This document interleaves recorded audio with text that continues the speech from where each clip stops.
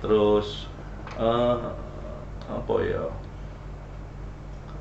Kurang lebih memang daerah lain pun begitu, tetapi pelakunya berbeda, Mas. Ya. Orang-orangnya berbeda. Makanya ketika sekarang ada undang-undang Omnibus Law, kemudian undang-undang apapun yang mau menyederhanakan investasi, itu oke banget, gitu ya. Tetapi saya termasuk orang yang menolak Omnibus Law. Kalau lihat di status WA saya pengusaha tapi menolak. kalau jejak digital saya lihat, artinya bukan berarti pengusaha terus oke-oke aja, enggak. Karena pekerja ini sedikit ya, pekerja itu adalah mitra kita, bukan faktor produksi. Betul. Pekerja itu harus diperhatikan. Tetapi makanya permasalahan kita itu bukan di undang-undang kadang-kadang, tetapi di pelakunya. Pancasila itu nggak usah diobrak-abrik, wis apik.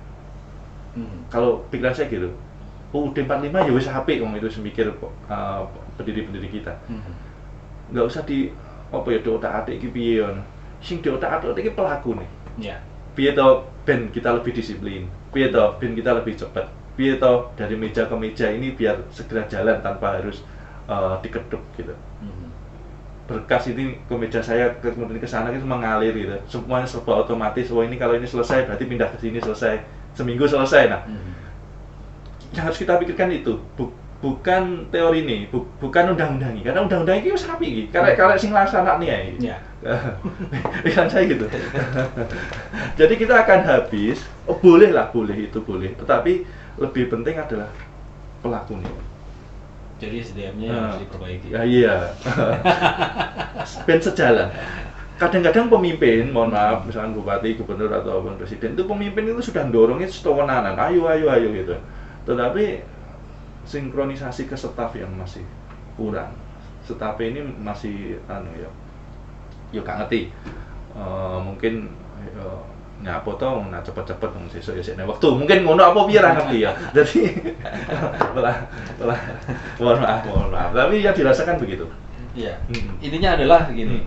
Kalau memang bisa dipercepat kenapa tidak kan begitu. Nah, bisa cepat selesai, cepat diproses, kenapa harus nunggu lama kan.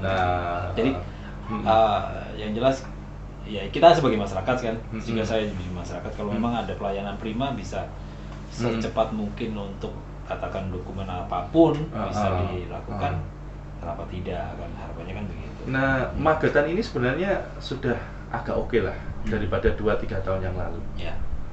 Sudah agak oke, kami akui dari sektor pengusaha sudah agak oke untuk melayani perizinan, tetapi ya belum mencapai maksimalnya.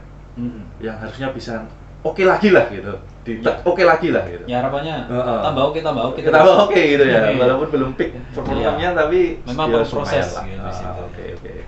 Iya. Tapi sebenarnya bisa itu didorong untuk lebih ini lagi, lebih cepat lagi, lebih ini lagi. Mas. Nah, kalau untuk properti memang ini paling tidak juga sangat berpengaruh sekali pada katakan sebuah peradaban gitu. Yeah. Jadi kalau dibangun di daerah yang katakan tidak ada produksi di situ, katakan tidak awalnya tidak produktif gitu. Ya, pokoknya orang lirik pun males. Tempat buang jin. Daerah tempat buang jin. Tempatnya dulu. Daerah tempatnya dulu. Setelah adanya properti main di situ, akhirnya orang mau melirik dan juga mau datang mau melihat. Nah, inilah hebatnya properti yang bisa merubah sebuah peradaban. Betul. Membangun sebuah peradaban baru yang tentu saja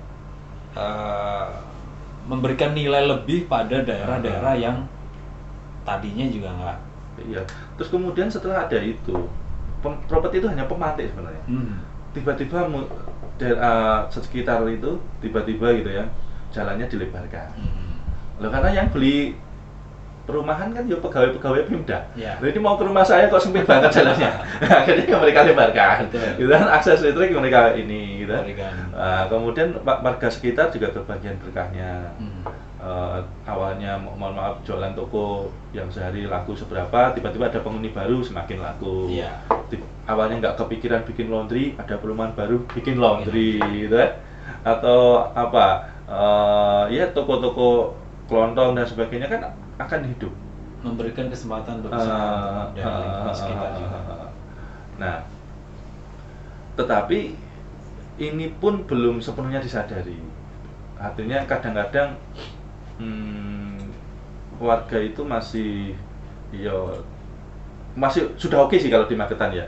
Saya pernah di Jepara mau bikin proyek gitu, saya ditutup jalannya itu. Padahal sudah sosialisasi dan sebagainya,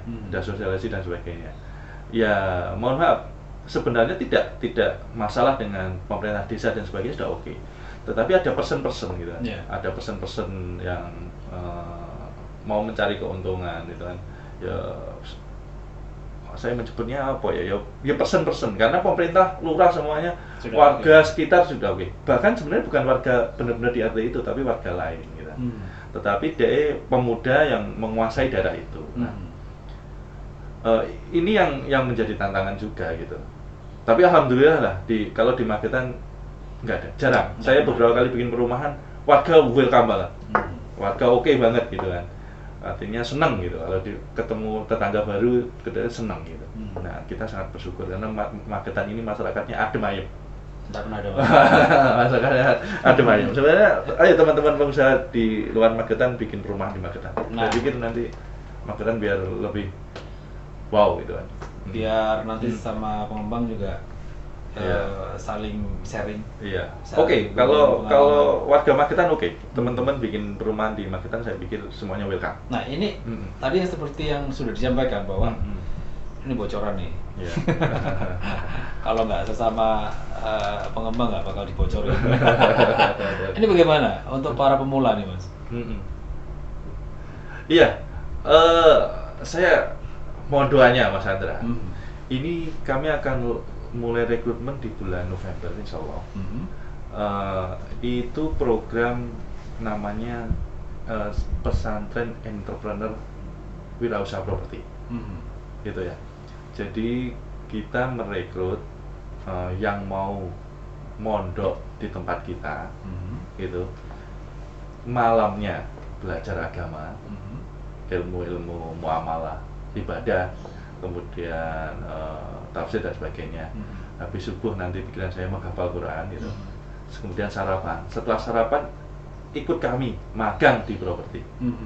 Belajar jadi developer, entah nanti di jualannya, entah nanti di pembangunannya, mereka sukanya di mana gitu. Kita akan ajari mulai dari nanti soal nego tanah, kemudian menghitung harga jual, RAP dan sebagainya. Itu program 1 tahun gratis, full gratis. Asal mau datang aja. Asal mau datang, tinggal di tempat kita, tempat di asrama tempat kita. Tempatnya di mana? Nanti di Ngariboyo insya Allah. Di Ngariboyo. Jadi di Pusaka. Jadi saya itu berpikir nanti akan jadi pesantren. Pesantren tidak usah. Tetapi kalau nunggu ada gedungnya, nunggu ada tempatnya kan kelamaan. Ya wis, kita punya kantor pemasaran yang proyeknya udah mau selesai. Mau kita sulap. Jadi pondok santri. Di sana juga ada masjidnya. Silahkan tidur di situ. Alhamdulillah kita ada support dari Temboro, Apalah Temboro, yang nanti ustadz-ustadznya akan ngajar di situ. Itu Mas. Jadi sementara masih di Ngariboyo. Monggo. Nah itu syaratnya, tapi minimal hafal 1 juz. Minimal hafal 1 juz, terus lulusan SMA atau sederajat, dan dia belum menikah, maksimal umurnya 30 tahun. Silahkan kalau berminat boleh langsung daftar sekarang. Itu kuotanya 10 orang. Kita mampunya 10 orang dulu. Jadi nggak banyak informasi. Jadi untuk Anda yang pengen tahu, pengen belajar, pengen nimba ilmu di Gera Pusaka, tentu tidak hanya masalah properti aja yang bakal diajarkan di situ, tapi yang diutamakan adalah masalah pendidikan rohani, masalah keagamaan seperti itu.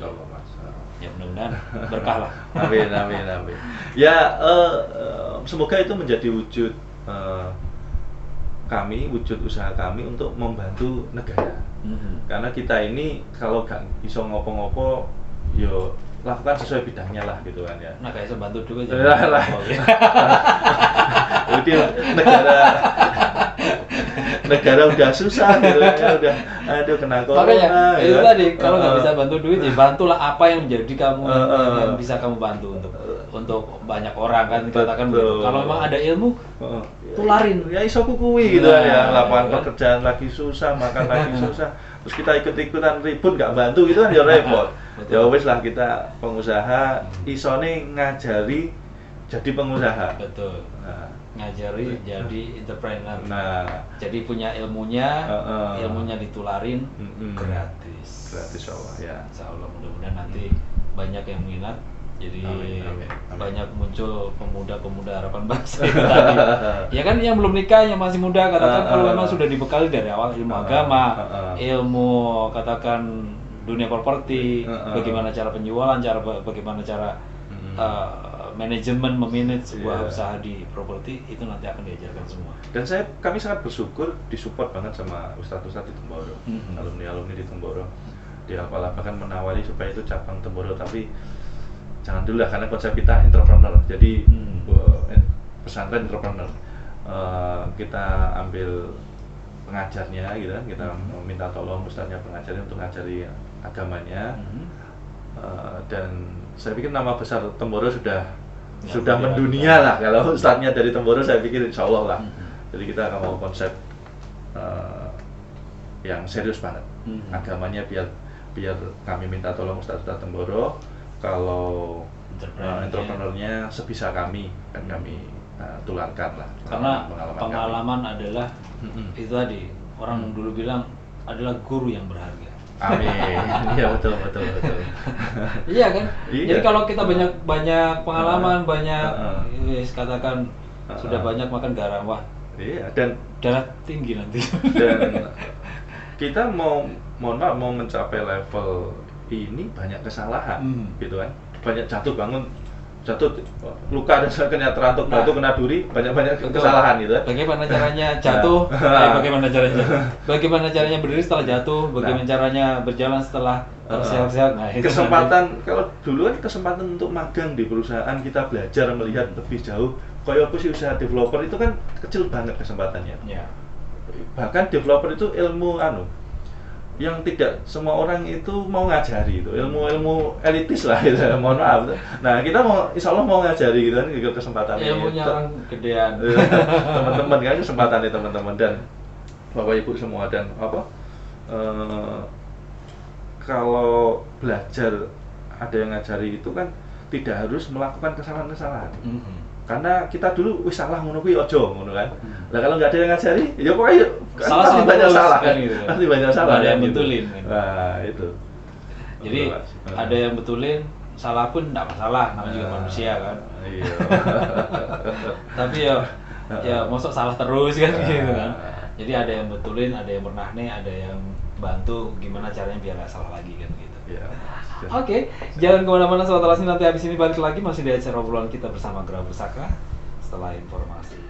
Radio Lawan Covid-19, Sobat Relasi, baik, masih bersama Graha Pusaka. Tentu saja masih bersama Mas Sudi juga. Tadi sudah banyak sekali kita ngobrolin masalah perizinan dan sebagainya ya kan. Terus juga imbas dari munculnya properti di daerah-daerah yang kurang produktif, akhirnya jadi produktif, jadi maju, dan terbukalah kesempatan untuk para pemain usaha di situ. Pemain usaha dalam artian yang ingin buka toko, yang bikin usaha laundry atau apa, akhirnya bisa hidup karena dibukanya properti di situ. Nah, tentu ini juga sebuah wujud nyata yang tentu saja akibat dari dibukanya properti di daerah tersebut gitu kan. Nah, kalau kita ngomongin masalah dukungan nih Mas, kalau dukungan pemerintah dari pemerintah pusat ataupun daerah sendiri bagaimana? Iya, seperti yang kita bahas tadi, properti ini luar biasa ya. Artinya harusnya pemerintah itu perhatiannya lebih ke sektor ini. Karena tadi tidak usah baratnya capek-capek mengeluarkan anggaran negara. Kan yang bangun swasta, pengembang tuh. Betul. Tetapi dipermudah izin nih, silahkan bikin perumahan di sini. Ayo teman-teman pengembang luar bikin proyek di Magetan, bikin perumahan di Magetan. Magetan itu akan hidup dengan sendirinya, Mas. Dengan sendirinya. Karena akan muncul tadi simpul-simpul baru tadi, Mas. Nah, tetapi memang tetap nanti kita atur mainnya, koridor-koridornya agar usaha ini tidak berdampak gitu kan. Ya, namanya semuanya ada plus minusnya. Nah, biasanya Mas, itu tarik ulurnya di pengembang itu adalah alih fungsi lahan. Nah, ini peran pemerintah harus hadir karena tidak boleh juga lahan-lahan produktif itu yang misalkan panennya bagus gitu kan, pengairannya oke gitu kan, itu misalkan dialihkan ke properti misalkan. Nah, itu juga harus dilindungi. Kita harus konsen kepada ketahanan pangan. Juga istilahnya mendukung akan ya ketahanan pangan gitu Mas. Nah, itu kan anak cucu kita. Tetapi properti juga harus diberi ruang di mana ini kita bikin perumahan gitu kan. Nah, ya alhamdulillah. Sebenarnya Magetan ini kan area-area pertanian yang dilindungi itu kan luas banget. Artinya masih terbukalah kesempatan untuk membuat proyek properti, tetapi tidak mengganggu ketahanan pangan. Karena pangan masih luas banget area pertanian kan, gitu. Nah, berarti pemerintah itu, mohon maaf, harus memetakan Magetan ini daerah mana sih yang itu kita kasih izin untuk properti. Betul. Itu kan ada zonasi. Mereka menata zona RT/RW, RDTR, rencana detail tata ruangnya gitu kan. Jadi kita tidak bisa bikin proyek properti asal tempat gitu kan. Harus itu pada wilayah-wilayah yang boleh dikeringkan, boleh dibikin properti. Nah, RDTR kita setahu saya itu masih 2012, Mas. Jadi wis ora update banget. Aturannya itu 2012 wis ora update. Moga-moga ini dalam proses pembaruan dan cepat. Nah, pembaruannya itu harus mengakomodir kepentingan tadi ketahanan pangan dan bikin properti di mana gitu. Karena tarik ulurnya kan itu ya. Jadi harus ada kejelasan. Harus ada kejelasan. Misalkan, oke lah, mohon maaf, misalkan daerah-daerah Ngariboyo, Baligondo, itu kan, atau agak utara sedikit, Milang Asri, atau ke timur mungkin sampai ke Tamanan, atau ke barat Candi dan sebagainya. Itu kan wilayah-wilayah yang memungkinkan untuk buat properti. Kemudian kayak seperti daerah Ngariboyo, Baligondo, mohon maaf, air pengairannya juga berat kan, kering gitu kan. Ya sebenarnya itu misalkan dikuningkan boleh buat properti, dan daerah pertanian kita maksimalkan misalkan agak ke atas atau ke timur, Kawedanan dan sebagainya itu lumbung pangan gitu. Jadi dipetakan mana sih daerah pangan, mana sih yang boleh buat properti, mana sih yang boleh buat industri gitu. Saya yakin pemerintah sudah tahu seperti ini, tetapi mbuh ora mlaku-mlaku piye. Nah, kuwi aku ganti. Nah, artinya ini penting. Penataan ruang ini penting. Jadi penataan ruang kota ya. Penataan ruang itu kota ini penting. Karena pengembang akan tahu, oh saya beli tanahnya di sana yang boleh. Tidak nabrak daerah-daerah hijau yang itu buat pangan gitu. Tetapi kalau tidak ada ruang kan bingung kita. Di sana nggak boleh karena hijau, di sana nggak boleh. Di sini boleh tapi harganya sudah mahal.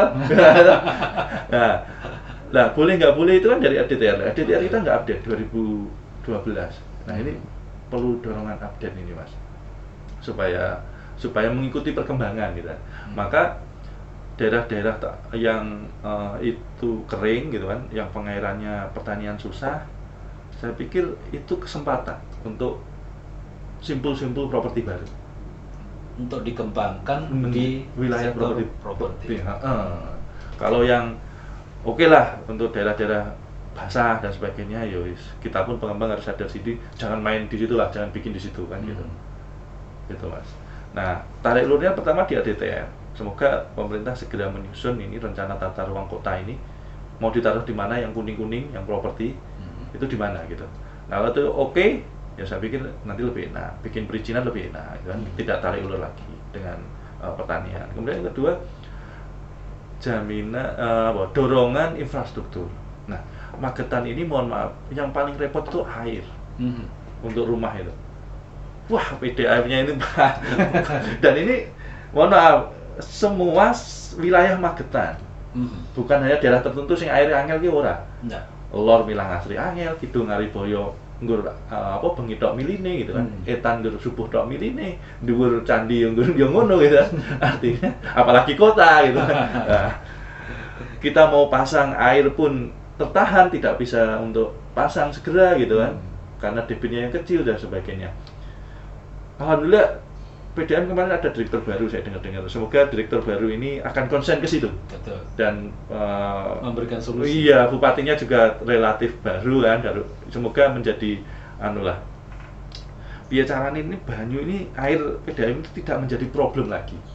Tidak menjadi problem lagi. Kita mau pasang air PDAM itu yus hari ini daftar, seminggu kemudian paling lama pasang gitu kan. Lah pengembang itu Mas, itu bisa berbulan-bulan, bertahun-tahun baru dipasang kalau di Magetan. Karena mereka debitnya yang kecil. Harus dipasang kok wetina ramili Banyu ini diprotes warga gitu kan. Mau dipasang juga piye gitu. Gak dipasang yang ngesakne gitu. Nah, saya pikir PDAM sudah ini juga sih, sudah paham ini dan mereka juga sudah berusaha keras mungkin ya. Sekarang pun juga daripada beberapa tahun yang lalu juga lebih baik, sudah lebih cepat dan sebagainya, kami akui. Tapi ya belum ke peaknya yang karena air bahaya ini. Magetan ini bahaya. Mungkin kalau tidak segera ada percepatan, mungkin bikin sumur-sumur baru, yang pipa-pipa lama usang segera diperbaiki dan sebagainya, penghijauan di atas dan sebagainya. Ini mungkin 5 atau 6 tahun lagi kita udah krisis nih air. Sekarang udah krisis nih. Sekarang udah krisis nih. Air Magetan itu air harus konsen bareng. Karena memang sumber airnya dari gunung kan. Nah, kita repot mau bikin perumahan, support PDAM-nya kurang gitu kan. Mau pasang lama kita dikomplain konsumen gitu kan. Suwe gitu kan. Bank juga mensyaratkan ada air gitu. Nah, konsen di situ. Semoga lah ini ada direktur baru Pak Anam ya. Saya juga belum kenal ini. Kemudian ada bupati gitu, yang relatif baru, sempat konsen pada biar carane air ini menjadi air PDAM jadi ya mudah di Magetan dan cepat. Kita nggak usah air lagi. Betul. Ya, ini harapannya masyarakat Magetan juga sebenarnya, karena juga imbasnya tidak hanya pada sektor properti, tetapi juga masyarakat luas sebagai pelanggan air daerah juga kan begitu. Betul. Karena juga kalau udah musim begini kan memang agak susah airnya. Jadi bukan hanya pengembang Mas, warga biasa pun saya melihat, mohon maaf, mau pasang PDAM itu lama. Karena mereka PDAM menghitung ini kalau dipasang baru airnya kurang. Jadi menghitung debit gitu. Nah itu kalau jadi menunggu ada pengembang, ada yang pasang lama dicabut, baru ada rumah baru masuk, itu baru bisa dipasang gitu. Nah, jadi sudah cukup akut, mungkin mohon maaf Bapak Bupati harus turun tangan ini untuk air kalau kalau ini nanti mudah-mudahan segera mendapatkan solusi terbaik gitu. Karena memang juga nanti kalau perlu dibangun apa PDAT atau bagaimana ya mereka lebih ahli lah. Ya, kita ini kan warga nggak ngerti apa-apa. Ya tahunya gitu kita airnya nyala gitu. Nah terus mengapa? Karena sumber air kan dikuasai negara untuk kemakmuran rakyat. Betul. Kan gitu ya ceritanya kan gitu. Nah, sumber air dikuasai negara, artinya dikuasai PDAM melalui PDAM untuk kemakmuran rakyat. Karena tidak ada institusi lain penyedia air selain PDAM. Kita tergantung banget kan. Kalau ada perusahaan swasta bikin apa gitu ya mungkin kita masih bisa ada alternatif, tetapi semuanya tergantung PDAM. Artinya wajar kalau warga itu meminta konsen lebih untuk PDAM, karena itu tadi air diatur negara gitu kan, untuk kemampuan rakyat gitu kan. Walaupun PDAM ini perusahaan, tetapi juga perusahaan negara, kepanjang tangannya negara, kepanjang tangan Pemda gitu kan. Jadi zonasi RT/RW, terus PDAM, terus perizinan yang cepat. Saya bikin terus kalau warganya sudah welcome banget mau bikin perumahan, senang warga itu. Tidak ada kok ditolak surauno di wilayah manapun oke. Tinggal itu aja wilayah-wilayah itu. Nah semoga kalau itu dibereskan, yuk teman-teman pengembang di luar kota ayo bikin di Magetan. Ben wakeh perumahan gitu kan, kemudian muncul ekonomi baru gitu. Jadi kami pun senang seperti Indomaret dan Alfamart itu loh Mas. Kalau mereka berdekatan itu malah rame Mas. Kalau kami bikin pusakalen sendirian di Ngariboyo, itu berat. Tapi kalau enek sampingnya perumahan meneh, sampingnya usaha meneh, itu malah rame, Mas. Teorinya begitu. Indomaret sendirian, itu sepi, Mas. Tapi begitu Alfamart bikin di sebelahnya, itu sama-sama rame. Sama-sama rame. Nah, makanya perumahan juga gitu. Teman-teman di luar kota, warga Magetan sudah oke nih, udah welcome kalau bikin perumahan. Surauno penolakan insya Allah. Tinggal zonasi atau RW, tinggal air, tinggal perizinan Pemda nih. Nah, kalau itu selesai ya wis lah. Ada maju perubahan dan bentuk pelayanan prima yang nanti akan bisa dinikmati bareng-bareng kan. Mas Dodit, ini waktunya udah nggak terasa banget. Udah 1 jam. Siap. Mungkin ada manfaatnya lah. Betul sekali. Satu lagi, ada yang mau disampaikan ke sahabat Terasi sebelum kita tutup, mau silakan. Ya, artinya gini, properti ini menjadi simpul baru untuk mengembangkan perekonomian peradaban. Butuh sekali ulur tangan pemerintah untuk tadi mempermudah akses bagi developer pemula, pengusaha pemula untuk bikin properti, gitu ya. Kalau akses itu dipermudah, insya Allah industri turunannya properti yang ratusan tadi juga hidup. Kemudian daerah yang awalnya mohon maaf tempat buang jin, daerah yang tidak terpandang, tidak dilihat, daerah yang begitu minggir, tiba-tiba ada perumahan rame gitu kan. Berarti kan kotanya juga ikut rame, sekolahan baru, toko baru, insya Allah lah. Yo, mungkin itu yang perlu kita pikirkan bersama. Dan sekali lagi warga Magetan sudah sangat oke untuk perumahan, semuanya welcome, ayo bikin perumahan oke. Tinggal minta dukungan perizinan, zonasi, PDAM dan sebagainya. Dari itu Mas. Pemerintah dan sekali lagi kami mengingatkan, properti ini di masa pandemi ini penting untuk investasi Mas. Karena dia melindungi nilai uang. Betul. Silahkan beli dimanapun, properti tidak harus di tempat kami, tetapi harus beli. Kalaupun nggak bisa sekarang, nggak bisa tunai maksud saya, masih bisa KPR dan sebagainya. Kita ingat ketika pertemuan pertama, burung saja sebelum menikah punya rumah, masa kita sudah menikah belum punya rumah. Matur nuwun. Assalamualaikum warahmatullahi wabarakatuh. Waalaikumsalam warahmatullahi wabarakatuh. Terima kasih untuk kedatangannya Mas Budi Nana Samudra selaku Direktur Pusaka Land Magetan Terasi. Mudah-mudahan apa yang tadi sudah disampaikan bisa memberikan pengalaman, edukasi untuk kita semua, dan nantikan informasi ataupun edukasi obrolan kita di kesempatan yang lebih menyenangkan. Akhirnya dari kawasan MT Haryono Permai 13 Magetan, Anoman pamit. Selamat siang. Wassalamualaikum warahmatullahi wabarakatuh. Waalaikumsalam.